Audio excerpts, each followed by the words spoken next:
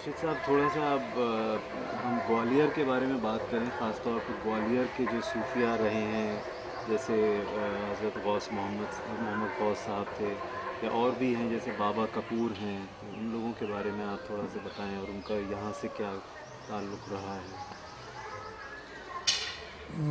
حضرت شاہ خانون صاحب رحمۃ اللہ علیہ جہاں ہم بیٹھے ہیں جی یہ گوالیار آنے والے پہلے صوفیوں میں سے اور عمر میں بھی بڑے تھے ان حضرات سے جن کی آپ نے ابھی نام لیے، جی اور شاہ ولایت کہلاتے ہیں، یعنی جتنے ولی اللہ ہیں ان سب کے بادشاہ ہیں۔ دوسرا نام آپ نے لیا حضرت محمد غوث گوالیاری رحمۃ اللہ علیہ سے، وہ بھی بڑے زبردست صوفی و بزرگ ہوئے ہیں۔ ان کو جو ہماری اسپریچول ہیرارکی گوالیار کی ہے ان کا درجہ پرائم منسٹر کا ہے، پرائم منسٹر ہیں گوالیار۔ سیکنڈ میں امپورٹنٹ منسٹر جو ہیں وہ شاہ عبد الغفور صاحب رحمۃ اللہ علیہ، جن کو یہاں عام بھاشا میں بابا کپور کہتے ہیں، ان کا نام ہے محمد عبد الغفور رحمۃ اللہ علیہ، عرفیت میں بابا کپور ہے۔ جیسے خواجہ خانون صاحب رحمۃ اللہ علیہ کا نام سعید الدین ہے، عرفیت خانون ہے تو خانون مشہور ہے۔ ایسا یہاں پر محمد غوث گوالیاری رحمۃ اللہ علیہ کے بارے میں بات چیت کر رہے ہیں ہم، تو حضرت محمد غوث گوالیاری رحمۃ اللہ علیہ کا نام کچھ کنفیوژن لوگ کرتے ہیں، غوث درجہ سمجھتے ہیں، جیسے حضرت شیخ محی الدین عبد القادر جیلانی رحمۃ اللہ علیہ غوث سمدانی لقب ہے ان کا، اور وہ درجہ ہے غوث۔ تو یہاں محمد غوث حضرت کا نام ہے غوث۔ بہت لوگ یہ سمجھتے ہیں کہ حضرت محمد غوث رحمۃ اللہ علیہ قادریہ سلسلے کے بزرگ ہیں، کیونکہ غوث نام کے ساتھ لگا ہوا ہے، تو وہ ستاریہ ہیں۔ محمد غوث ستاریہ سلسلے کے بزرگ ہیں، اور حضرت شاہ عبد الغفور صاحب اور بابا کپور رحمۃ اللہ علیہ مجذوب کی کیفیت تھی، اور کیفوری سلسلہ ہے، کیفوری سلسلہ ہے۔ اور شاہ خانون صاحب رحمۃ اللہ علیہ ماشاءاللہ خلیفہ اعظم ہیں، چشتیہ میں بھی، قادریہ میں بھی، سہروردیہ میں بھی۔ قادریہ میں میں نے نام لیا، 4 سلاسل ہیں، دیکھیں گے آپ چاروں سلسلے میں۔ لیکن غلو جو تھا، محبت جو تھی، بہت قریبی تعلق چشتیہ اور جو غریب نواز سے تھا وہ میں بیان کر چکا ہوں۔ یہاں پر ان لوگوں کے تعلقات مراسم میں یہ ہے کہ شاہ خانون صاحب رحمۃ اللہ علیہ تشریف اول لائے ہیں، عمر میں بھی حضرت محمد غوث گوالیاری رحمۃ اللہ علیہ سے 50 سال زیادہ تھے۔ ان کا وصال بھی پہلے ہوا ہے۔ ان کی حیات میں چاہا حضرت شاہ محمد غوث گوالیاری رحمۃ اللہ علیہ نے ملاقات کے لیے، تو فرمایا نہیں، ملاقات کا میری تمہاری وقت مقرر ہے، مقررہ وقت ہوگی۔ پھر کبھی ہسٹری میں آیا ہے، آپ دیکھیں گے کلیات گوالیار میں یہ بیان ہے جو میں پڑھ رہا ہوں آپ کے سامنے، اور وہ رائٹر جو اس کے ہیں فضل علی شاہ، وہ محمد غوث کے مرید ہیں اور خود موجود ہیں جب یہ واقعہ ہو رہا ہے، کہنے میں موجود ہوں، میرے سامنے ایسا ہوا، اطلاع ہوئی محمد غوث گوالیاری رحمۃ اللہ علیہ کو کہ شاہ خانون صاحب رحمۃ اللہ علیہ کا وصال ہو گیا، انتقال ہو گیا۔ تو یہاں یہ تھا کہ وہ محمد غوث گوالیاری رحمۃ اللہ علیہ ہی ان کا غسل دیں گے، شاہ خانون کے جسد مبارک کو، ان کی تجہیز و تکفین کریں گے اور نماز جنازہ پڑھائیں گے۔ تو وہ جب تشریف لائے ہیں تو کلیات گوالیار میں ہے یہ بیان، وہ تشریف لائے تو انہوں نے آ کے جسد مبارک کو سلام کیا، السلام علیکم۔ تو حضرت کے ڈیڈ باڈی کہیں ہم عام بھاشا میں، جسد مبارک بولا جاتا ہے فارسی میں، یعنی جب آتما نکل جاتی ہے تو جسد جسم ہی رہ جاتا ہے. تو جسد مبارک مسکرایا اور انگشت شہادت بلند کر کے جواب دیا سلام کو. رائٹر کہہ رہا ہے میں موجود ہوں اس میں حضرت محمد غوث رحمۃ اللہ علیہ کے ساتھ کیا روابط رہے ہوں گے, کیا معاملات ہیں, وہ تشریف لائے اور اس میں حضرت کے تجدید و تدفین میں شریک ہوئے, جس کو ہم کہتے ہیں انتم سنسکار میں, اور نماز پڑھائی اور دفن میں شامل ہوئے. یہ محمد غوث گوالیاری رحمۃ اللہ علیہ کے لیے. ہمارے یہاں خاندان میں گوالیار میں بہت ساری رشتہ داریاں ہمارے بزرگوں کی محمد غوث صاحب کی اولادوں میں ہوئی ہیں. وہ ایک روایت ہے. اور بزرگ ہمارے رہتے بھی تھے محمد غوث صاحب رحمۃ اللہ علیہ کے مقبرے کے سامنے حجیرے پر, وہ علاقے میں سینکڑوں سال سے. ابھی بھی آج بھی وہاں جو لوگ ہیں, بچے ہیں, ان سے ایک روایت یہ ہے کہ وہاں کی جب گدی نشینی گدی ہوتی ہے تو کچھ نہ کچھ وہاں روایت ہے, چلتا ہے, گلبل ہوتی ہے آپس میں خاندانوں میں. تو میرے دادا رحمۃ اللہ علیہ کا جب وقت تھا تو انہوں نے فیصلہ کیا بیٹھ کر خود کہ یہ آدمی گدی نشین ہوگا, یہ بڑا ہے, بیٹے کی جگہ بیٹا ہوگا, چچا نہیں ہو سکتا. یہ روایت ہے گوالیار میں کہ جو گدیاں ہیں اتنی بڑی بڑی, ان میں اولاد اگر ہے تو اولاد میں بڑا بیٹا ہی سجادہ نشین اور گدی نشین ہوتا ہے. آل اوور انڈیا ہی میں نے اسٹڈی کیا, پورے ہندوستان میں یہ قانون ہے, پوری دنیا میں یہ قانون ہے خلف اکبر کو. پھر کبھی بات کریں گے ہم کہ خلف اکبر اور خلف ثانی دوم اور ثانی میں کیا فرق ہوتا ہے اور کیا بات ہے. یہ سب روحانیت کے ڈپارٹمنٹ کی الگ باتیں ہیں. بہرحال میرے زمانے میں بھی ایسا ہی ہوا کہ سجادہ نشین صاحب کا انتقال ہوا تو وہاں جا کر پھر میں نے مراسم طے کیے, ان نے سجادہ نشین کی پگڑی باندھی, یہ ہوا. ایک بات یہ ہے, میں کہنا چاہتا ہوں, ہاں ہے تو آپ کے سوال سے الگ ہٹ کے, لیکن میرے ذہن میں آ رہی ہے, میں اس وقت بول دوں. ایک بات اسٹڈی کرتا ہوں جب میں, اور واقعہ ہے یہ, آپ بھی کریے دیکھیے گا, بزرگوں کو انتقال کیے ہوئے سینکڑوں ہزاروں سال ہو گئے, کئی کئی جگہ 500 سال ہو گئے, 700 سال ہو گئے. ان کی درگاہوں میں جائیے اور ذرا گہرائی سے مطالعہ کیجیے تو ان کے مزاج کا احساس ہوتا ہے آج بھی, جیسے وہ تھے, جیسی پسند تھی, ناپسند تھی, جس مزاج رکھتے تھے, وہ ایٹماسفیئر وہاں پر آپ کو محسوس ہوگا. جیسے حضرت محمد غوث گوالیاری رحمۃ اللہ علیہ کے یہاں آپ جائیں گے تو شاہی اور شہنشاہی اور سرکاری لوازمے کا احساس ہوگا. ایک بات ہے. اور میں یہ کہتا ہوں کہ وہاں بیٹھ کے عملیات جو پڑھنا چاہے تو عامل کامل تھے. حضرت محمد غوث گوالیاری رحمۃ اللہ علیہ عامل کامل بزرگ تھے, وہ عملیات کے بادشاہ تھے. واقعات میں آپ نے پڑھا ہوگا ان کے بارے میں پھر بیان کروں کہ نہ کروں, تھوڑا بہت کرتے تھوڑی سی بات یہ ہے, تاریخی بات ہے جی. کہ یہ مغلوں کو آشیرواد دیا تھا, اور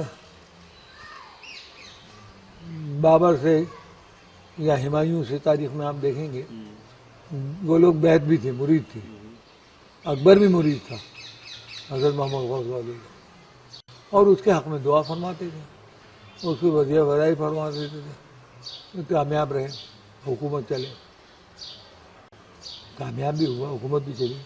لیکن شیر شاہ سوری نے جب شکست دی ہے تو محمد غوث کو دشمن اول قرار سمجھ لیا آپ نے. اور یہاں پر خیر میں اور اندر جانے میں احتیاط کرتا ہوں, کوئی خدا نخواستہ ایسی بات نہ آئے. تو وہ اس نے سپاہی بھیجے گرفتار کرنے کے لیے, حضرت کے بھائی کو پھانسی دے دی سوری نے, اور ان کو بھی اریسٹ کرنے کی کوشش کی. تو جب وہ فوجیں یہاں آئیں اور وہ دستہ آیا تو گھر کی عورتوں نے کہا کہ کیا کر رہا ہو، بیٹھے ہی رہو گے مسلے پہ، یہ آ گئے، اب یہ افطاری ہو جائے گی، یہ ہو جائے گا، وہ اٹھو کچھ تو کرو۔ تو جلال آیا اور جلال میں انگلی گھمائی اس فوج کی طرف، اور اقتل یا مریخ ہو، مریخ کے عامل تھے، اس کے عملیات کے بادشاہ تھے، اقتل یا مریخ ہو جب جملہ نکلا زبان سے تو سب کی گردنیں کٹ گئیں، اس فوج میں سے مر گئی وہ لوگ۔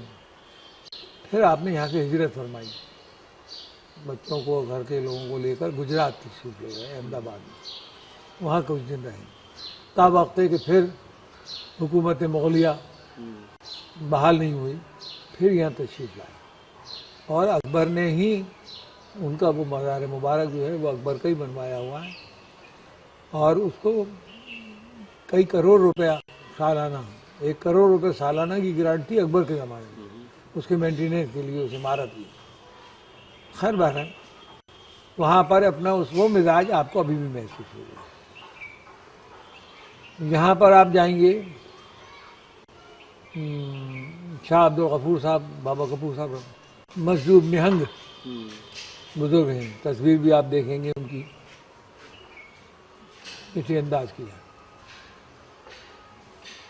وہاں پر آپ ان کی درگاہ میں آج بھی جائیں گے تو آج کو وہ ایٹماسفیئر ملے گا۔ تو یہ 3 بزرگوں کے تو آپ نے نام لیے یہاں پر، اور بھی بزرگان دین ہوئے ہیں۔ ایک مشہور بزرگ ہوئے ہیں حضرت مسیح الدین شاہ صاحب چھنگر صاحب رحمۃ اللہ علیہ، مشہور ہے، نام تو مسیح الدین ہے لیکن یہاں پر آپ کہو گے تو چھنگر شاہ صاحب، 6 انگلیاں تھیں، وہ ان کا مزار مبارک ہے، ان کو بہت لوگ مانتے ہیں، اور وہ ابھی 100 سال کے اندر ہی ان کا وصال ہوا ہے، زندہ مجذوب تھے وہ، جو کہہ دیتے تھے وہ ہو جاتا ہے۔ مہاراج گان نے اس زمانے کے جو راجا تھے انہوں نے ہی ان کا مزار مبارک بنوایا مراٹھوں میں، اوپر قلعے کے میں ہے، اس قلعے میں یہاں سے جائیں گے آپ قریب میں۔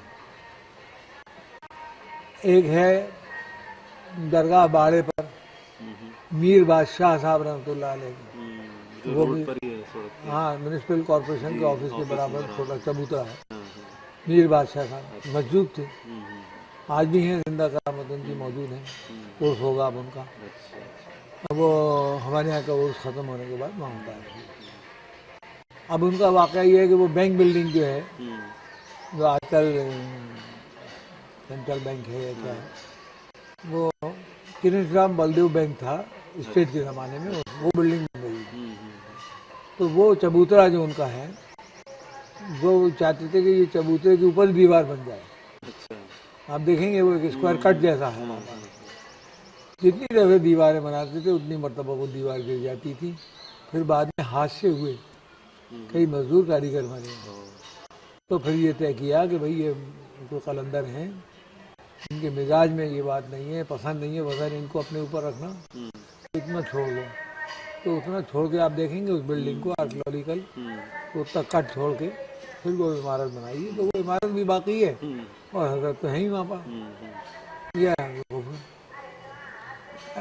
علاوہ اس کے یہاں پر ایک حضرت عرب صاحب رحمۃ اللہ علیہ کا مزار ہے، حمزہ عطایہ المدنی، عرب سے تشریف لائے۔ ایک اور بزرگ کا مزار ہے، ٹھاٹی پور علاقہ ہے یہ، ان کا بھی حمزہ عرب صاحب جو کہلاتے ہیں، روسیت میں عرب صاحب۔ حضرت ناصر علی شاہ صاحب رحمۃ اللہ، یہ بھی ٹھاٹی پور مراد میں، ندی سے پہلے۔ حضرت ناصر علی شاہ صاحب وہ بھی باہر سے تشریف لائے تھے، مدینہ منورہ سے حکم ہوا تھا گوالیار آنے کا، اور یہاں شاہ خانون میں ہی اعتکاف کیا، پھر یہاں سے اجازت ملی کہ آپ وہاں ندی کنارے وہاں قیام کیجیے، وہاں رہیے، یہ طریقے ہوتے ہیں۔ جیسے بابا کپور صاحب کا اجازت کا ذکر آیا، تو یہ جو سامنے قبرستان ہے، جب وہ گوالیار تشریف لائے تو یہاں آ کے رک گئے، شاہ ولایت شاہ خانون موجود ہیں، ولی اللہ موجود زندہ ہیں، ان سے اجازت طلب کریں کہ مجھے رہنے کی یاد دی جائے، تو وہ ملنے کے لیے آئے، یہ مشہور ہے باتیں ہیں۔ تو وہ حضرت کے پاس پانی ایک پیالے میں رکھا ہوا تھا، وہیں ایک گلاب کا پھول رکھا ہوا تھا. تو وہ جب آئے ان کے دل میں کچھ ڈائلاگ ہوتا نہیں تھا، اشاروں میں باتیں ہوتی نہیں ان لوگوں کی. انہوں نے اٹھا کے شاہ خانوں صاحب رحمۃ اللہ علیہ وہ پھول اس پیالے میں ڈال دیا اور بیٹھے رہے. وہ پھول ایک جگہ جا کر ٹک گیا. وہ پوائنٹ تھا اس پیالے کا سینٹر پوائنٹ. تو پرانا گوالی یہ سب جو اب آپ آبادیاں دیکھ رہے ہیں یہاں، یہ تو سب اب نئے زمانے کی. پرانا وہی ہے گوالیار جہاں بابا کپور صاحب کو مزار مبارک ہے. تو وہ شہر ہے، اس کے بالکل سینٹر پوائنٹ پہ انہوں نے اپنا مقام بنایا اور وہیں وہ رہے، وہیں ان کا قیام ہوا، وہیں ان کا انتقال ہوا. اس کو ابھی بھی کچھ لوگ کپور باڑی کہتے ہیں. کئی لوگ جو کپور صاحب تشریف لائے اور یہاں بیٹھے کئی دن رہے، پھر اس کے بعد زیادہ وہاں گئے.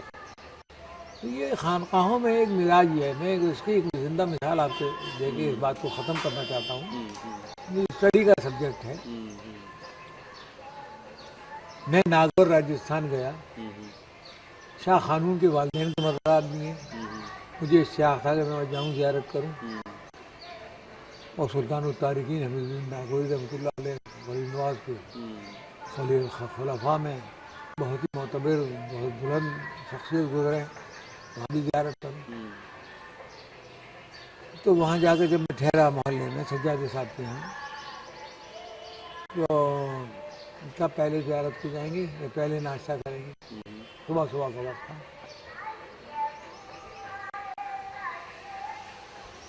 مجھے کچھ ایسا لگا کچھ کھا لوں،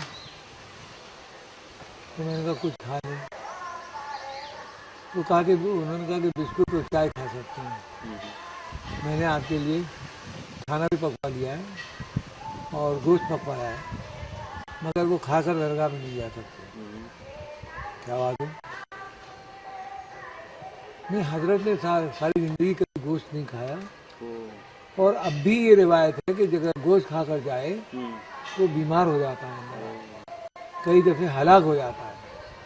اور آپ کو معلوم ہونا چاہیے، انہوں نے بیان کیا کہ جب حضرت کا عرس ہوتا ہے ناگور میں تو 3 دن تک کوئی جانور نہیں کاٹا جاتا، کوئی گوشت بکتا ہی نہیں ہے کہ غلطی سے کوئی بچے کے یا کسی کے جس کو معلوم نہ ہو باہر کا کوئی آدمی وہ کھا لے اور اس حالت میں وہ درگاہ میں چلے جائے، میلہ لگا ہوا ہے، چلو اب بھی ہو جائے تو وہ ہلاک ہو جائے گا. تو یہ ابھی تک ہے روایت، ابھی بھی وہ آپ جائیے تو مطالعہ کریں گے. میرا مطالعہ یہ ہے کہ ان آثاروں پر ان کے دفن ہوئے 500 700 800 سال ہو گئے، ان کا مزاج ابھی بھی وہی ہے اور وہ روایتیں اور وہ ایک طریقہ بھی ہے. یہ سب لوگ راجاؤں سے بھی بڑے ہیں، ایک اندر کی ہیرارکی کو رول کر رہے ہیں. تو جس کے یہاں جاؤ اس کے جیسا مزاج بنا لو، وہ ادب ہے. ان کو اگر پسند ہے کہ صاحب ٹوپی لگا کے جاؤ تو ٹوپی لگا کے چلے جاؤ. اب جیسے یہاں ایک 9 گزے کا مزار ہے، 9 گز لمبا ہے، گلے کی تلہٹی میں. اب تو وہ آبادی ہے، مکانات بنے ہوئے ہیں تو بنا ہوا ہے. صاحب یہ 9 گزا کیا ہوا؟ تو میرا مطالعہ یہ ہے کہ جو شہید ہوئے ہیں بیٹلز میں، جو شہید ہو جاتے ہیں تو ان کو دفن کفن کی ضرورت نہیں ہے، غسل نماز جنازہ کی ضرورت نہیں ہے، ان کو ایسے ہی دفن کر دیا جاتا ہے. تو وہ ٹرینچ کھودی گئی ہوگی اور اس میں کئی شہیدوں کی باڈیز ہوں گی اور وہ دفن کر کے ایک سے کر دیا. وہ پلیٹ فارم بنا ہوا ہے، اوپر ایک 9 گز کی قبر بنا دی نشان، اور وہاں مرادیں پوری ہو رہی ہیں لوگوں کی. تو قرآن شریف میں ہی آیا ہے کہ شہداء جو ہیں وہ زندہ ہیں اور سنتے ہیں، دیکھتے ہیں، سمجھتے ہیں اور مقبول بارگاہ ہیں، درجہ شہید بلند ہے. حاجت روائی ہو رہی ہے. 9 گز کی ٹرینچ میں ہوں گے کتنے دفن ہیں یہ تو اللہ ہی جانے، لیکن 8-10 تو ہوں گے، کم سے کم 10-20 ہوں گے، کتنے بھی ہو سکتے ہیں. پہلے زمانے میں، اس سے پہلے زمانے میں یہ بھی روایت تھی کہ ٹرینچ کھودے جانے کا کہ کبھی سے دفن ہو گیا، ورنہ اگر کنواں مل گیا تو کنویں میں ڈال دی جاتی باڈی، سمندر مل گیا سمندر میں ڈال دی جاتی ہے. دریا برد کرنے کا روایت اسلام میں بھی تھی، اور ہمارے یہاں برادران وطن اہل ہنود حضرات میں بھی ہے، ابھی بھی دریا برد کرتے ہیں. سادھو سنیاسی بچے مر جاتے ہیں تو پورے ویسے دریا میں ڈال دیتے ہیں. کنسیپشن یہ ہے, ڈسپوزل ہے, یہ ڈسپوزل آف دی باڈی کا کنسیپشن یہ ہے کہ مرنے کے بعد بھی کہیں نہ کہیں ہمارا یوز ہو جائے. جیسا کہ اب آج کل آ رہا ہے, اب پڑھا کے لکھا کے سمجھایا بھائی آپ جا رہے ہیں, آپ کی آنکھیں کسی کو دان کر جائیے, کسی کو زندگی مل جائے گی. یہ کنسیپشن وہیں سے آ رہا ہے. تو زمانے میں یہ معلوم نہیں تھا کہ اس کو آنکھ کو آنکھ کی جگہ بدلا جا سکتا ہے اور ایک چیزوں کو کیا جا سکتا ہے, لیکن اس کا یوز ہو جائے کچھ. تو دریا برد کا یوز یہ ہے کہ مچھلیاں تو ہیں, ان کی غذا تو مل جائے گی, بھوک تو مل جائے گی ان کی. سمندر میں اگر ڈالا گیا تو سمندر کی مچھلیوں کو کچھ مل جائے گی. اور مٹی میں دفن کا جو طریقہ ہے اس کا بھی یہی معاملہ ہے کہ مٹی کو طاقت ملتی ہے خون سے اور گوشت سے, تمام قسم کی چیزیں ہیں. ابھی بھی روایت ہے کسی پھلدار پیڑ میں پھل نہیں آ رہے ہوں تو ہمارے یہاں یہ آتا ہے کہ جیسے قربانی کرتے ہیں, ذبح کرتے ہیں جانور کو, تو انہوں نے کہا وہ اس پیڑ کی جڑ میں ذبح کر دو, وہ خون ملے گا, طاقت مل جائے گی, زندگی ہو جائے گی. تو آپ نے ہمارے جسم کو عوام الناس کی بات تو یہی ہے کہ اس کو وہاں دفن کر دیجیے تو مٹی میں مل گیا, وہ مٹی کو طاقت مل گئی. مزاج ہے کا ہی مزاج اپنی جگہ ہے. یہاں بہت سارے مزارات ہیں بزرگان کے. تھوڑا سا اس کے بارے میں بات کریں کہ آج کے دور میں تصوف کی کیا اہمیت ہے, خاص طور پہ ایک ایسا طبقہ بھی ہے جو تصوف کو بہتر نہیں سمجھتا, اس کے خلاف بھی جانے کی کوشش کر رہا ہے. تو آج کے دور میں تصوف کی کیا اہمیت ہے اور لوگ اس سے کیا سبق لے سکتے ہیں, اور سوسائٹی میں کیا اس میں سدھار آ سکتے ہیں اس کے ذریعے؟ دیکھیے پوری فلاسفی جو ہے دو لفظوں میں جی اگر بیان کیا جائے تو لیو اینڈ لیٹ لیو, خود بھی جیو دوسروں کو بھی جیو, یہی تصوف ہے.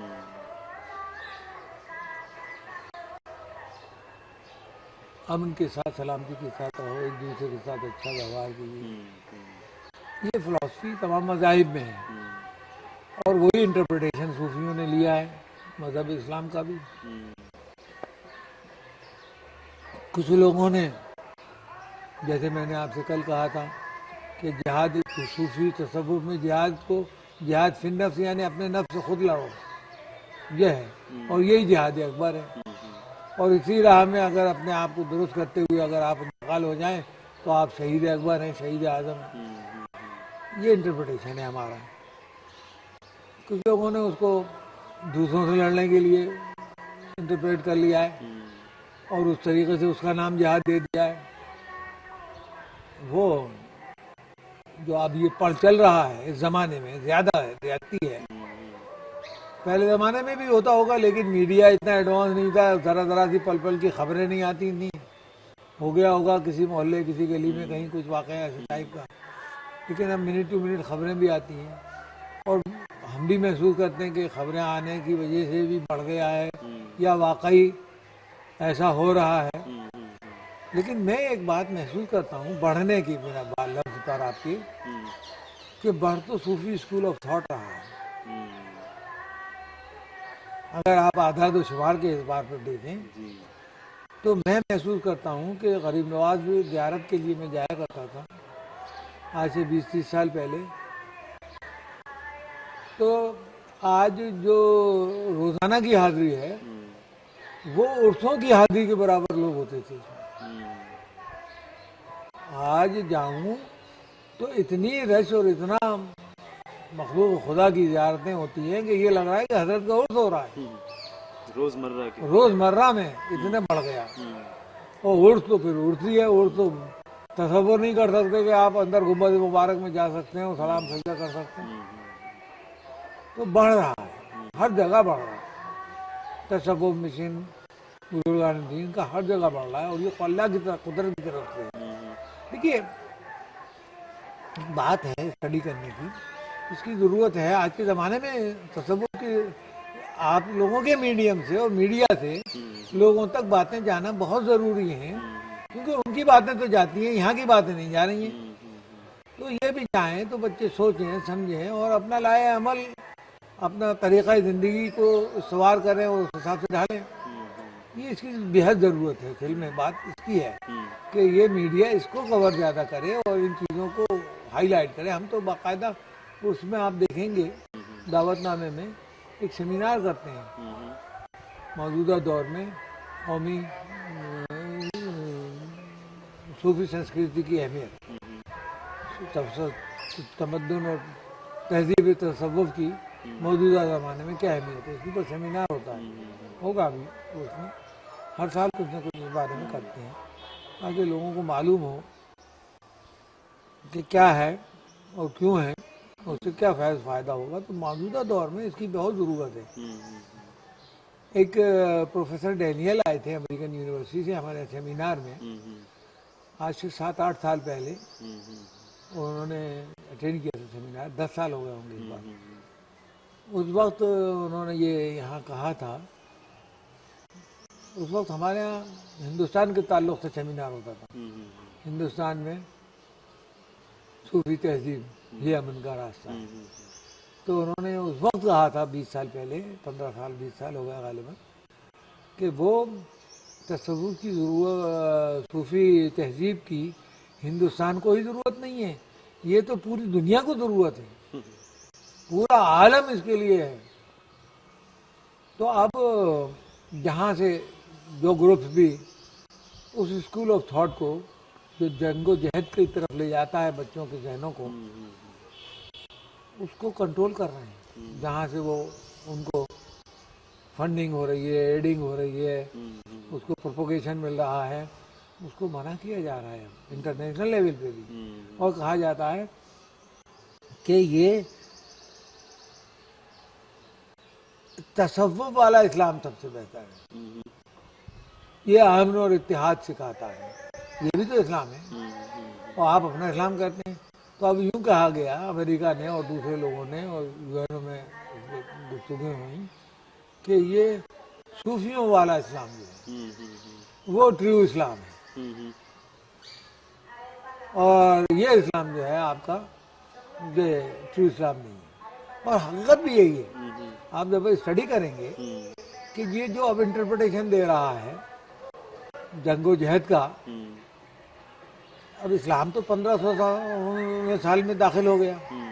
اب اگر اس کا ڈیٹ وائز دیکھیں کہ یہ انٹرپریٹیشن جو اب آیا ہے یہ کتنے دن سے آیا ہے, تو آپ دیکھیں گے کہ یہ 100-150 سال کے اندر کی پیداوار ہے. کتاب کسی نے لکھ دی 200-300 سال پہلے. اس میں عبد الوہاب اور ابن تیمیہ ایک اسکالر تھے, ویسے خدا بندی پر جب غور کیا ایک کتاب لکھ دیا, وہاں سے یہ انٹرپریٹیشن شروع ہوا. وہ 200-400 سال پہلے پڑھا تھا, لکھ دیا ہوگا, ایک کتاب ہے ایک چھوٹی سی. اب اس کو پڑھی گئی وہ. اب جو رولرز آئے, اب میں آپ کو بتاؤں گا نفسیاتی بیماری ہے یہاں پر جس کا علاج انہوں نے اس انداز میں کیا. اب 300 سال پہلے ہی ان میں تیمیہ ہوئے, وہ لکھ گئے. اب وہ لکھ کے پڑھا رہا لائبریری میں.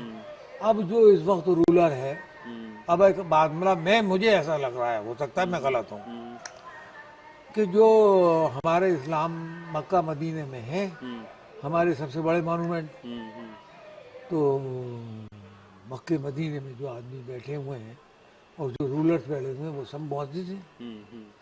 اس کے مقابلے میں جو رولر مصر میں بیٹھا ہے, یا جو سوڈان میں بیٹھا ہے, یا جو عدن میں بیٹھا ہے, یا ملیشیا میں بیٹھا ہے, ہندوستان پاکستان میں جو رولرز ہیں, تو ہم کو اولیت حاصل ہے, خاندانی فوقیت ہمیں حاصل ہے, ہم یہاں کے ہیں رولر, تو ہم لیڈر ہیں پورے مسلمانوں کے.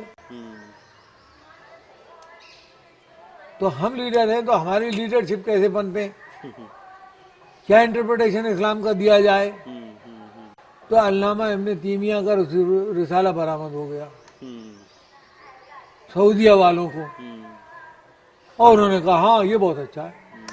اس سے کیا فائدہ ہوگا کہ کوئی بڑے پیر صاحب سے جڑا ہوا ہے، کوئی خواجہ معین الدین چشتی سے جڑا ہوا ہے، یہ سب کا قلع قما ہو جائے وحدانیت کی وہ انٹرپریٹیشن اس میں دی ہوئی ہے جہاں صرف اللہ واحد ہے. یہ ان کی سمجھ میں نہیں آیا انٹرپریٹیشن کرتے وقت کہ اللہ کے وجود کو یہ جو کہہ رہے ہیں توحید خدا بندی، اللہ ہی واحد ہے اور وہی قابل عبادت اور پرستش ہے اور اس کی قدرت کاملہ میں کوئی شامل شریک نہیں ہے. قل هو اللہ احد خاص طور سے اس میں ہے، اللہ ایک ہے، اللہ صمد وہی ہے سب کچھ، سب پوری کائنات میں لم یلد ولم یولد، نہ اس سے کوئی پیدا ہے نہ اس سے وہ کسی کو پیدا ہے، ولم یکن لہ کفوا احد، وہ ایک ہے. اب یہ ایک انٹرپریٹیشن توحید کا پیدا ہوا، یہ بڑا اچھا ہے. اب ما سوا اللہ کے کچھ بھی کہیں پایا جائے اس سب کا قلع قما کر دیا جائے، اس سب کو ختم کر دیا جائے. اللہ ہے، وہ اللہ ہمارے یہاں رہتا ہے، بیت اللہ شریف ہے. ہاں، اس سے بڑی تو کوئی مونومنٹ نہیں ہے، نہ اس سے بڑے کوئی صوفی ہوئے، نہ اس سے بڑے کوئی پیر ہوئے. اور مدینہ منورہ ہے، محمد الرسول اللہ موجود ہیں.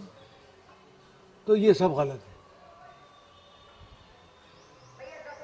یہ صحیح ہے. اب ہمیں سلام کرو. اب مزاج میں آپ کو کیسے سلام کریں؟ ہمارے یہاں تو بادشاہتی تسلیم نہیں ہے اسلام میں. تو آپ ذرا پڑھے لکھے پن سے تو بات کریں. آپ کیسے اب ان کو جب یہ سمجھ میں آئی کہ بادشاہت اسلام میں ناقابل قبول ہے تو انہوں نے کہا پھر ہماری لیڈرشپ کیسے قائم ہوگی؟ ان کو لکھیے اپنے نام کے ساتھ خادمین حرمین شریفین، اور بادشاہی لفظ مت خارج کر دیجیے اپنے نام کو. تو یہ لکھ گیا لقب. اب یہ چل رہا ہے، کیسے تو ہمیں سلام کرو، کیسے تو ہمیں سیلیوٹ کرو. اب آپ جو ایک لا ہے، شریعت جو ہے، یہ کسی سے بھی غلطی مجھ سے بھی ہو سکتی ہے، انسان ہے سب، ابن تیمیہ سے بھی ہو سکتی ہے، اور ان کا یہ مقصد نہیں رہا ہوگا جو مقصد اب ان کے نکال لیا گیا. مثال کے طور پہ اللہ کے لیے نماز پڑھنا ہے، تو آپ کہیں لکھنا شروع کر دیا کہ ماں سوا اللہ کے نماز میں کسی کا خیال آ جائے تو نماز نہیں ہوتی. اب یہ وہ انٹرپریٹیشن چل رہا ہے، بس اب اللہ ہی اللہ ہے. میں پھر اس پہ کبھی بات کروں گا آپ سے، لیکن میں اختصار ایک بات صرف اتنی دیر 2 لفظ کہنا چاہتا ہوں. شریعت ایک لا ہے. جب آپ لا بنا رہے ہیں، قرآن اور حدیث اس کی اتھارٹی لا رہے ہیں، اور اس کا امپلیمنٹیشن کیسے ہو رہا ہے یہ بھی تو دیکھیں گے کہ 1200 سال تک کیسے امپلیمنٹیشن ہوا ہے اس کا. نیا امپلیمنٹیشن لے آئیں گے آپ 200 سال کے اندر. پھر یہ تو ایک بات ہے. دوسرا ایک میرا ایک کہنا یہ ہے کہ لا میں ڈبل اسٹینڈرڈ جو ہے مینٹین کرنا بری بات مانی جائے. ہم عدالتوں میں جب کھڑے ہوتے ہیں تو ہم کہتے ہیں کہ صاحب ان کے لیے تو یہ قانون ہے اور صاحب ان کے لیے یہ قانون ہے. ایک بات ایک جیسی کیوں نہیں ہے؟ ڈبل اسٹینڈرڈ کہتے ہیں. آپ اپنے لیے اس بات کو جائز سمجھتے ہیں، دوسرے کے لیے ناجائز سمجھتے ہیں. میں پوچھنا چاہتا ہوں ان حضرات سے جو علاوہ تصوف کے دوسری چیزوں کو طرف جا رہے ہیں کہ ما سوا اللہ کے کوئی مانومنٹ نہیں ہوگا، تو صحیح ہے یہ بات، میرے اعتبار پہ صحیح ہے، کیونکہ میں بیت اللہ شریف کو، حرم شریف کو اس میں شامل رکھتا ہوں اور اس کے بعد بھی فاؤل نہیں ہو رہا میرا.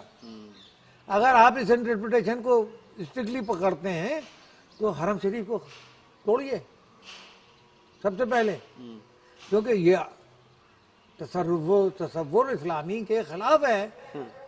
دیکھیے اللہ تبارک و تعالیٰ کے وجود کے بارے میں یہ ہے بالکل یونیورسل ٹروتھ ہے کہ اس کو کسی قید زمانی و مکانی میں نہیں رکھا جا سکتا اور جسمانی میں مقید نہیں کیا جا سکتا، اس سے بلند ہے وہ. تو آپ بیت اللہ شریف میں کیسے قید کر لو گے آپ، اور کہو گے کہ یہاں تو جائز ہے اور دوسری جگہ نہ جائز ہے. طواف کرنا، یہاں تو طواف جائز ہے دوسری جگہ طواف جائز نہ جائز ہے. طواف تو اللہ کا ہے، بیت اللہ کا نہیں ہے. دوسری جگہ بھی اللہ کا ہو رہا ہے، اس جگہ کا نہیں ہو رہا ہے. بالکل غلاف خانہ کعبہ کو چومتے ہیں اس کو سر پہ رکھتے ہیں, اسے محترم جانتے ہیں, تو وہ کوئی خدا تھوڑی ہے غلاف خانہ کعبہ. لیکن جب وہاں چومنا جائز ہے تو دوسری جگہ بھی چومنا جائز. جب وہاں ان کا کوئی شاعر نشانیاں قرآن شریف میں شاعر اللہ کی نشانیوں میں, تفسیر حسینی ہے میں جہاں بات کر رہا ہوں, اللہ کی نشانیوں میں تمام مساجد, تمام مقابر, قرآن شریف میں اللہ کی نشانیاں وہ ہیں جن کو دیکھ کر اللہ یاد آ جائے. اس میں تفسیر حسینی میں واضح طور پر بیان کیا گیا ہے تمام مساجد اللہ کے مانومنٹ ہیں, یہ سب مسجدیں, تمام قبرستان مسلمانوں کے, سب شاعر اللہ کی تعریف میں آتے ہیں, اللہ کی نشانیاں ہیں. اس کا تفصیل یہ ہے کہ جس جگہ کو دیکھ کر اللہ یاد آ جائے وہ اللہ کی نشانی ہے. یہ ہے اس کے معنی و مفہوم. وہاں پر آپ یہ کہہ رہے ہیں کہ یہ نشانیاں تو اپنی جگہ ہیں, باقی نشانیاں جہاں دیکھ کر خدا یاد آ جائے وہ ناجائز ہے. تفسیر حسینی کہتی ہے, اور ابھی ہمارے کلچر بھی ہے ہندوستان میں کہ پوری دنیا میں کچھ صورتیں اگر ایسی مل جائیں پاک نیک چہرے مہرے ان کے, جن کو دیکھ کر اللہ والا آدمی کا گمان ہو اللہ کی یاد آ جائے, ان کی تعظیم قوم کے اوپر فرض ہے. اب یہ تو ہوا, میں گیا الہ آباد, میرے ایک بھائی تھے میری اہلیہ کے, وہ کہنے لگے کہ آپ الہ آباد پہلی دفعہ جا رہے ہیں. میں بھائی میں پہلی دفعہ آیا, مجھے نہیں معلوم. جب رکشے میں بیٹھ کر ہم دونوں چلے تو جگہ جگہ لوگوں نے سینکڑوں جگہ مجھے سلام کیا. ہاں تو وہ کہنے لگے کہ آپ کیسی بات کر رہا ہو, آپ کو تو الہ آباد میں اتنے لوگ جانتے ہیں, یہ سب تو سلام کر رہے ہیں. میں نے کہا وہ مجھ میں کوئی میری داڑھی بیڑی ہے, ٹوپی ووپی ہے, انگا پکڑی ہے, اس کو سلام کرنا ہے. مجھے نہ وہ جانتے نہ میں انہیں جانتا. یہ تہذیب ہے, کلچر ہے جو ہمارے مذہب میں آئی ہے کہ ایسے لوگ نظر آئیں, بزرگ نظر آئیں, بزرگ صورت نظر آئیں, ان کو دیکھ کے اللہ یاد آئے یا اللہ کی طرف دھیان آئے تو ان کا احترام کر لو, ان کی عزت کر لو, ان کو سلام کر لو. میں بھی کرتا ہوں ایسے لوگوں کو جن سے ملاقات بھی نہیں ہے, ایسی صورتیں نظر آئیں السلام علیکم. تو سلام ان لوگوں کو نہیں ہو رہا ہے. میں نے کہا سلام اللہ کو ہوتا ہے. انسان کو سامنے اعزاز ہے, اس کو سلامتی آپ پر ہو, اللہ آپ پر بھی سلامتی بھیجیں, اللہ کی سلامتی آپ پر ہو, یہ ہے اس سے مفہوم. تو اللہ ہی اللہ ہے وہاں بھی, تو سلام اللہ کو ہوتا ہے, سلام کرتے ہیں اللہ کو ہوتا ہے. یہ تصور ہے, یہ انٹرپریٹیشن ہے. ہم یہاں آتے ہیں اولیاء اللہوں کے مزارات پر, درگاہوں پر, خانقاہوں پر, صوفیوں کے مزاج کے مطابق, تو ہم کوئی ماں سوا اللہ کے تصور نہیں کرتے. اور جہاں فاتحہ بھی ہوتی ہے, نیاز بھی ہوتی ہے, سلام بھی ہوتا ہے, دعا بھی ہوتی ہے, وہ سب اللہ ہی کے لیے ہوتی ہے اور اللہ ہی کے واسطے ہوتی ہے, اور اللہ ہی یاد آتا ہے ان جگہوں پہ. اسی لیے وہ جائز ہیں یہ مقامات, یہ اللہ کے نشانیاں ہیں. تو آپ کیسے کہہ دیں گے کہ ایک جگہ نشانی جائز ہے, دوسری جگہ نشانی ناجائز ہے؟ یہ ہے انٹرپریٹیشن. اور اس میں فائدہ دیکھیے آپ اور نقصان دیکھیے آپ. تو اب ایک فتوے ہیں جگہ جگہ, سب فوٹو لگا ہوا ہے اور سب فوٹو ناجائز ہے. یہ جو باتیں ہیں سطحی باتیں ہوتی ہیں.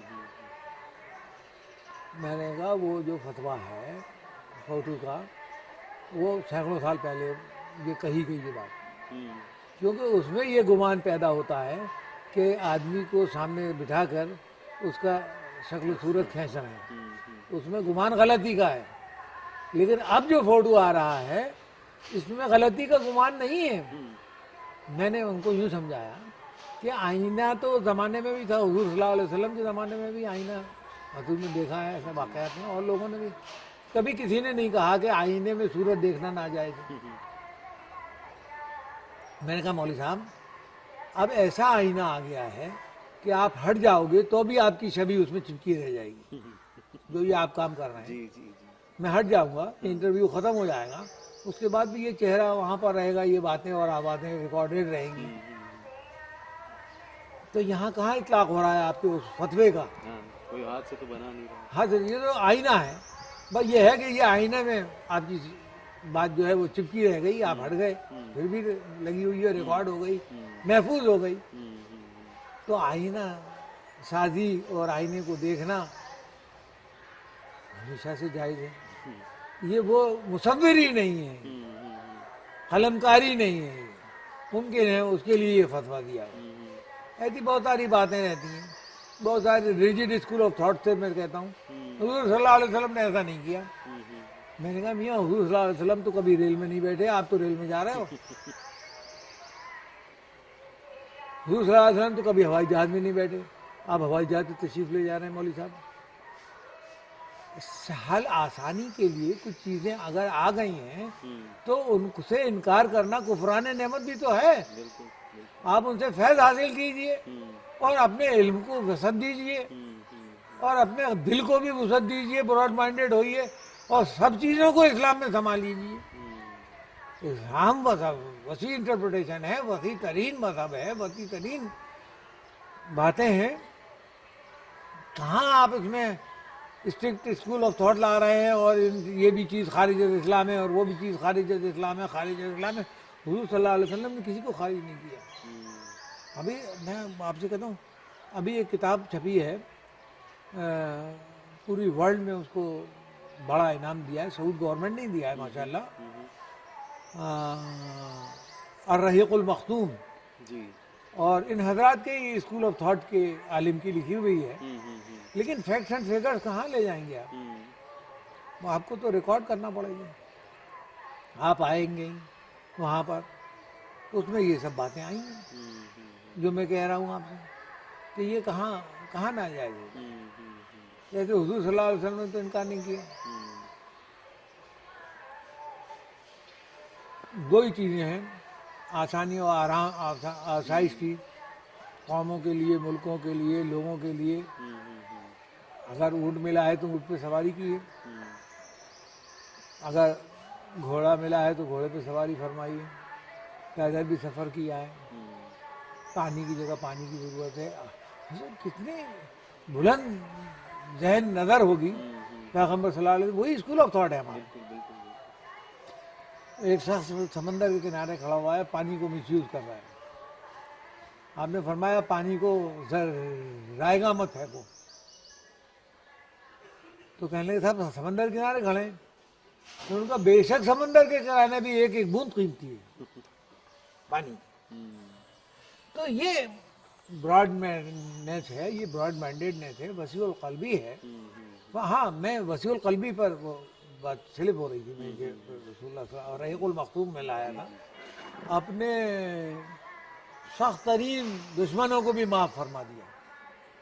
مزاج صرف یہ تھا کہ ایک دفعہ آ کر کلمہ پڑھ لے, لا الہ الا اللہ محمد رسول اللہ, اقرار باللسان و تصدیق بالقلب, میں زبان سے اقرار کرتا ہوں اور دل سے یقین کرتا ہوں, بس سب گناہ معاف فرما دیتے تھے اور اس کو اپنے اسلام میں شامل رکھتے تھے.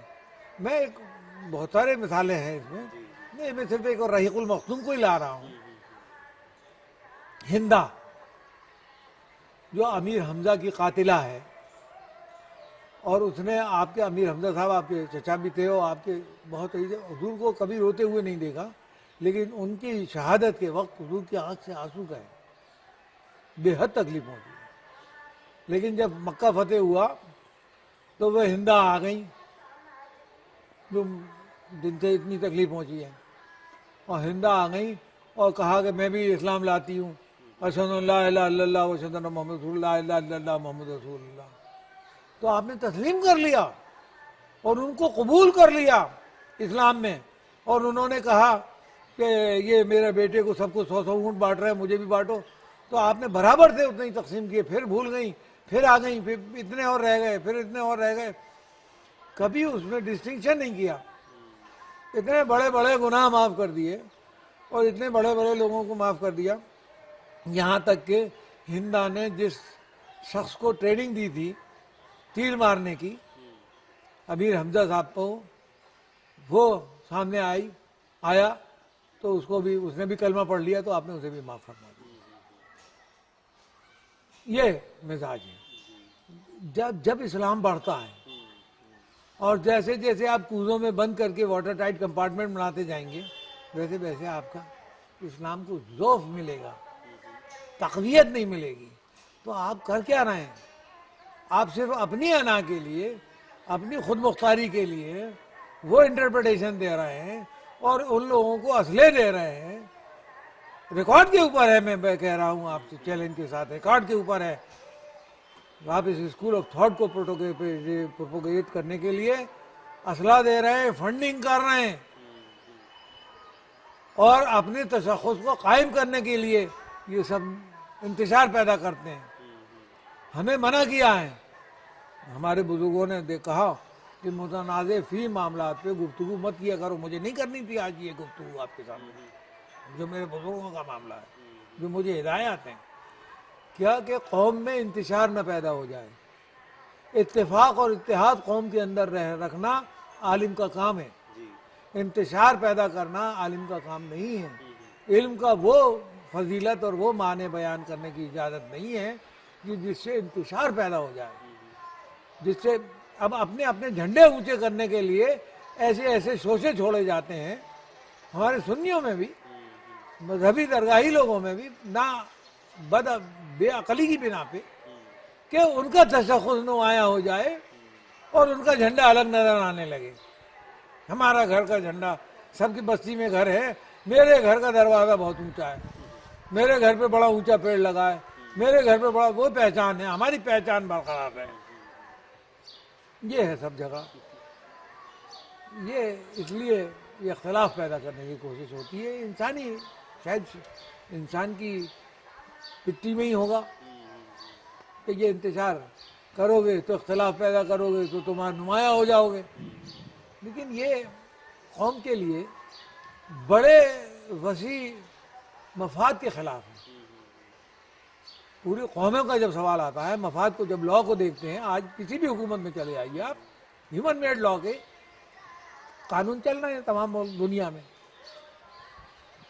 وہاں پر جب بیٹھتے ہیں ایلیٹ کلاس لوگ اور لا بناتے ہیں تو اس وقت وہ دیکھتے ہیں کہ پوری قوم پر کیا اثر پڑے گا، پورے ملک پر کیا. لوگ وہاں نہیں دیکھتے کہ ہندو پہ پڑے گا کہ مسلمان پہ پڑے گا.